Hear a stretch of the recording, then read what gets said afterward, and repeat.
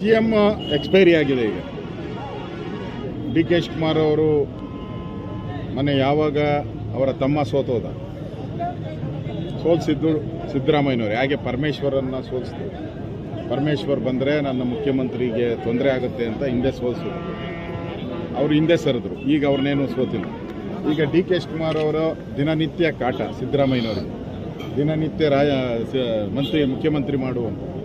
ಅದಕ್ಕೆ ಅವ್ರ ತಮ್ಮನ್ನೇ ಸೋಲಿಸ್ಬಿಟ್ರೆ ಇವ್ರ ಕಾಟ, ಇಬ್ಬರು ಕಾಟ ತಪ್ಪಿದ್ದೆ ಅಂತೇಳಿ ಅವ್ರ ತಮ್ಮನ್ನ ಸೋತೋದು.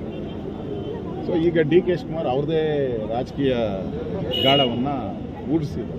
ಅವ್ರದ್ದೊಂದು ಚದುರಂಗ ಆಟ. ಅವರು ರಾಜಕಾರಣಿ ಅಲ್ಲ, ಕಾಂಗ್ರೆಸ್ ಹಳೆ ರಾಜಕಾರಣಿ, ಇವರು ಹೊಸ ರಾಜಕಾರಣಿ. ಕಾಂಗ್ರೆಸ್ ಅವರು ಚದುರಂಗ ಆಟ ಆಡ್ತಾ ಇದ್ದಾರೆ. ಅವರು ಸ್ವಾಮೀಜಿ ಕೈಲಿ ನಿಮ್ಮ ಸಾಕಪ್ಪ, 6 ವರ್ಷ ಆಗೋಗ್ಬಿಟ್ಟಿದೆ, ನೀನು ಧರ್ಮಾತ್ಮನ ಆಗಿದ್ದರೆ ಅಂದರೆ ಇವಾಗ ಸಿದ್ದರಾಮಯ್ಯನ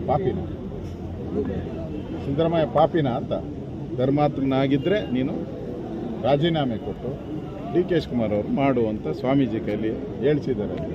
ಇದೆಲ್ಲ ಸೂತ್ರಧಾರ ಯಾರು ಅಂತ ಇಡೀ ರಾಜ್ಯಕ್ಕೆ ಗೊತ್ತಾಗಿದೆ. ಅದರಿಂದ ಕಾಂಗ್ರೆಸ್ ಒಂದು ರೀತಿ, ಇನ್ನೊಂದು ಕಡೆ 3 DCM ಮಾಡಿ ಅಂತ ಗೊಂದಲ. ಅದು ದಿನನಿತ್ಯ.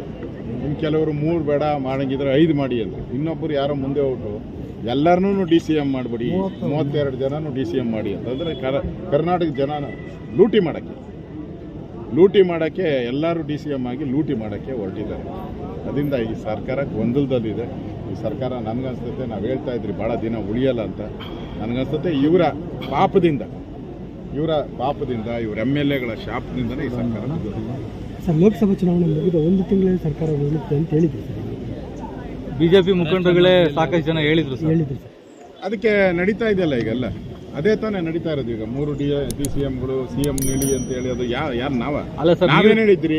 ನೀವು ತೆಗಿತೀರಾ? ನಾವು ಬೀಳಿಸಲ್ಲ, ಕಾಂಗ್ರೆಸ್ MLAಗಳೇ ಬೀಳಿಸ್ತಾರೆ ಅಂತ ನಾನೇ 10 ಸರಿ ಹೇಳಿದ್ದೀನಿ. ಈಗ ಅದೇ ತಾನೇ ನಡೀತಾ ಇರೋದು. ಪಿಕ್ಚರೇ ನಡೀತಾ ಇದೆಯಲ್ಲ ನೋಡಿ. ಅವರೇ ಬೀಳಿಸ್ತಾರೆ. ಈಗ ಡೆಪ್ಟಿ CM ಮಾಡಿಲ್ಲ ಅಂದ್ರೆ ಅವ್ರು ಬೀಳಿಸ್ತಾರೆ, CM ಮಾಡಿಲ್ಲ ಅಂದ್ರೆ ಡಿ ಕೆ ಶಿವಕುಮಾರ್ ಬೀಳಿಸ್ತಾರೆ. ಸರ್ಕಾರ ಬಿದ್ದೋದ್ರೆ